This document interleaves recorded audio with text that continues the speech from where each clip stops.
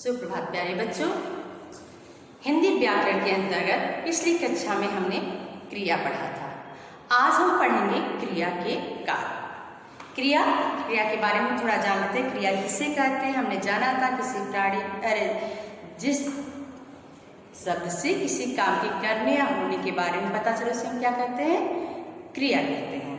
जिस शब्द से किसी काम के करने या होने का बोध हो उसे हम क्रिया कहते हैं। हमने जाना था क्रिया के बिना कोई भी शब्द पूर्ण नहीं होता है। क्रिया का लिंग और वचन क्रिया के अनुसार परिवर्तित होते हैं। फिर हमने पाठ में आए जितने भी अभ्यासकार के प्रश्न थे उसको जाना था। आज हम पढ़ेंगे काल। काल का मतलब समय। क्रिया के काल क्या पढ़ेंगे? क्रिया के काल। क्रिया मतलब जिस शब्द से किसी काम के करने का होने यानी जो हम काम करते हैं वो क्रिया कहलाता है। और काल यानी समय, यानी कोई भी काम हम किसी न किसी समय में करते रहते हैं। अगर हम आज इस वक्त पढ़ा रहे हैं तो दोपहर का समय है, आफ्टरनून है, सुबह है, शाम है, रात है, दिन है, मतलब कोई न कोई समय, आज है, कल है, परसों है, या बीते हुए समय में, पिछले साल, इस साल, अगले साल, मतलब कोई न कोई समय अवश्य होगा। हम कोई न कोई जब कोई भी हम काम करेंगे तो उसका समय अवश्य होगा। तो काम करने का जो समय होता है वही काल कहलाता है। काल किसे कहते हैं? क्रिया के जिस रूप से उसके होने के समय का बोध हो उसे काल कहते हैं। शब्द के जिस रूप से यानी क्रिया के जिस रूप से उसके होने के समय के बारे में पता चले कि जो हम काम कर रहे हैं किस समय हो रहा है। हम पढ़ रहे हैं तो किस समय पढ़ रहे हैं, हम खा रहे हैं तो किस समय खा रहे हैं, सो रहे हैं तो किस समय सो रहे हैं, यानी कोई भी कार्य हम जो कर रहे हैं उसको किस समय कर रहे हैं वो काल कहलाता है। क्रिया के जिस रूप से उसके होने के समय का बोध उसे क्या कहते हैं? काल। काल किसे कहते हैं? क्रिया के जिस रूप से उसके होने के समय का बोध हो। समय पे ध्यान देना, होने का बोध हो तो नहीं, होने के समय का बोध हो तो उसे हम क्या कहेंगे? काल कहते हैं। बच्चों पाठ में कुछ एक अनुच्छेद दिया गया है आपको समझने के लिए, पहले उसको हम पढ़ते हैं। पाठ है क्रिया के काल। सुमित सो रहा था, सुमित नाश्ता कर रहा है, सुमित विद्यालय जाएगा। सो रहा था यानी पहले अभी नाश्ता कर रहा है, पहले सो रहा था और नाश्ता करने के बाद स्कूल जाएगा। ऊपर दिए गए 3 चित्रों में के नीचे लिखे गए वाक्य को पढ़िए। पहले वाक्य में सो रहा था क्रिया शब्दों से बीते हुए समय के बारे में काम होने के बारे में पता चल रहा है, यानी वो पहले एक काम, सोने का काम पहले कर चुका है। दूसरे वाक्य में कर रहा है यानी प्रेजेंट टाइम, वर्तमान समय में काम हो रहा है, खाने का काम कर रहा है, इसलिए वर्तमान समय में काम करने का बता रहा है। और तीसरे में जाएगा क्रिया शब्द से पता चलता है कि आने वाले समय में वो काम किया जाएगा। एक है जो बीते हुए समय में हो चुका है, दूसरा वर्तमान समय में हो रहा है और तीसरा आने वाले समय में होगा। इस तरह काल के 3 भेद हुए। कौन कौन से? भूतकाल, बीते हुए समय में जो हो चुका है, भूतकाल जो समय हो रहा है, वर्तमान काल, और जो आने वाले समय में होगा, भविष्य काल। इस तरह कितने भेद हुए काल के? 3। पहला भूतकाल, वर्तमान काल, तीसरा भविष्य काल। अब हम तीनों कालों के बारे में पढ़ेंगे और जानेंगे। भूतकाल, क्रिया के जिस रूप से यह पता चले कि कार्य बीते हुए समय में समाप्त हो चुका है उसे भूतकाल कहते हैं। भूतकाल किसे कहते हैं? जो काम पहले हो चुका है, बीते हुए समय में समाप्त हो चुका है। मैं सुबह डॉक्टर के पास गया था, यानी सुबह के समय डॉक्टर के पास गया था, ये काम पूरा हो चुका है। जो काम बीते हुए समय में हो जाए वो क्या कहलाता है? भूतकाल। वर्तमान काल, क्रिया के जिस रूप से यह पता चले कि कार्य अभी चल रहा है यानी इस समय हो रहा है उसे हम वर्तमान काल कहते हैं। जैसे मैं पढ़ रहा हूँ, प्रेजेंट टाइम में पढ़ रहा हूँ। जो काम हमेशा होता है उसे भी वर्तमान काल कहते हैं। जैसे दिन में सूरज चमकता है, रात में चंद्रमा की चांदनी मन मोह लेती, हवा चलती है, ये सारे चीज़ भूतकाल या भविष्य काल के नहीं होते हैं, वर्तमान समय में होते हैं। जो काम हमेशा होता रहता है वह वर्तमान काल के अंतर्गत आता है। क्रिया के जिस रूप से यह ज्ञात हो कि काम आने वाले समय में होगा वह भविष्य काल कहलाता है। आज हम वह आज विद्यालय नहीं जाएगा। तो भविष्यकाल। हो चुका है भूतकाल, हो रहा है वर्तमान काल, होगा भविष्यकाल। यानी क्रिया जो हम काम कर रहे हैं बीते हुए समय में हो चुका है तो भूतकाल, अभी हो रहा है वर्तमान काल, आने वाले समय में होगा भविष्यकाल। जैसे हमने कल क्रिया, कौन सा पाठ पढ़ा था? क्रिया। तो हम कल क्रिया पाठ पढ़े थे, तो वह हो गया भूतकाल। आज हम क्या पढ़ रहे हैं? क्रिया के काल। आज हम क्रिया के काल पाठ पढ़ रहे हैं, ये वर्तमान काल। कल हम क्रिया विशेषण पढ़ेंगे। क्या पढ़ेंगे? क्रिया विशेषण, यानी आने वाले समय में पढ़ेंगे भविष्यकाल।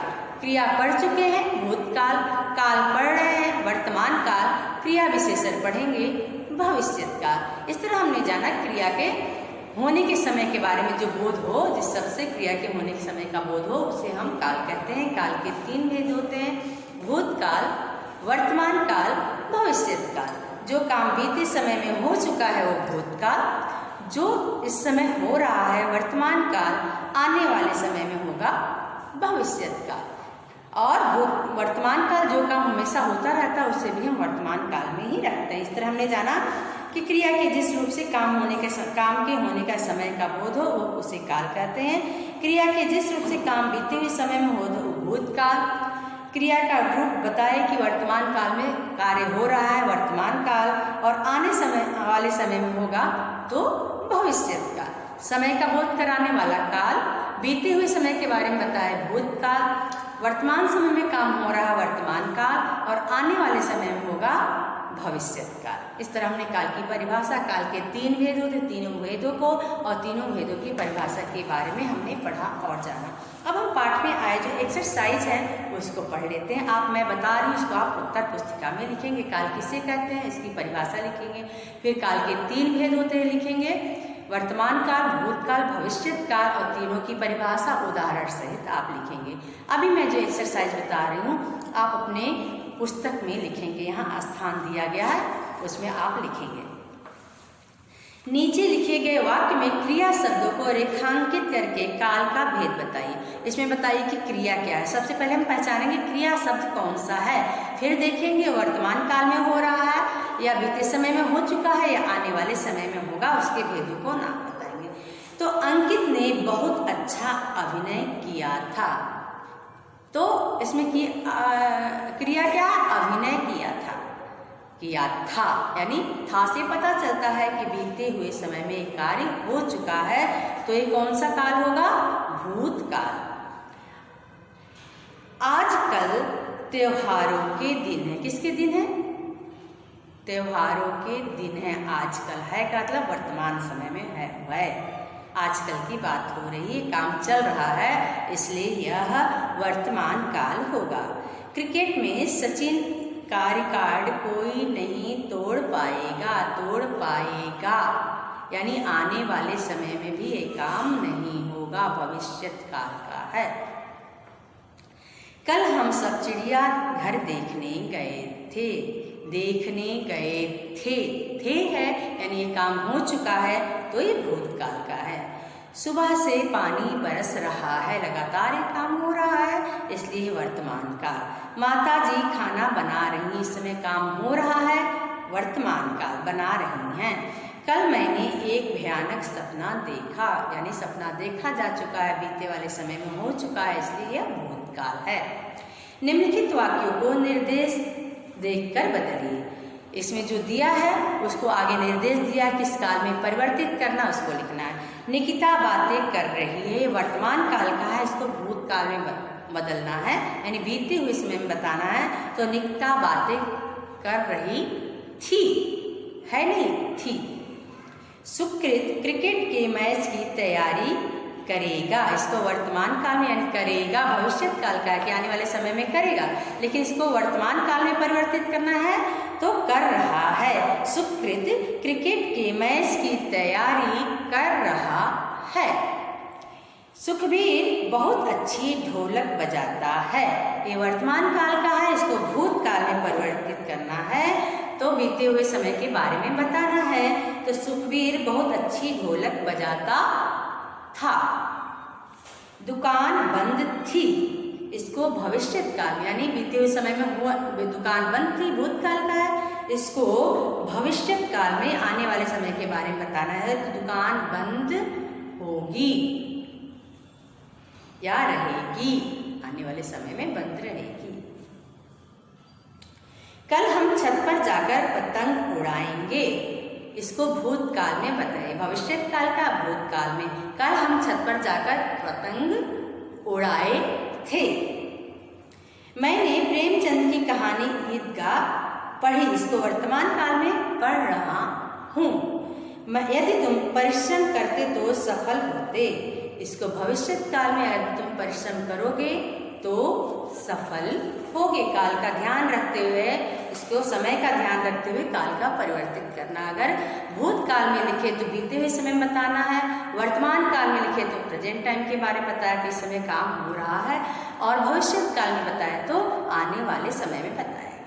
अब हम जान लेते हैं क्रिया के जिस रूप से पता चले कि कार्य हो रहा है, समय के बारे में पता चले तो काल कहलाता है। इसके 3 भेद होते हैं, भूतकाल, वर्तमान काल, भविष्य काल। बीते हुए समय में कार्य हो रहा है भूतकाल, इस समय हो रहा है वर्तमान काल, और आने वाले समय में होगा तो भविष्य काल।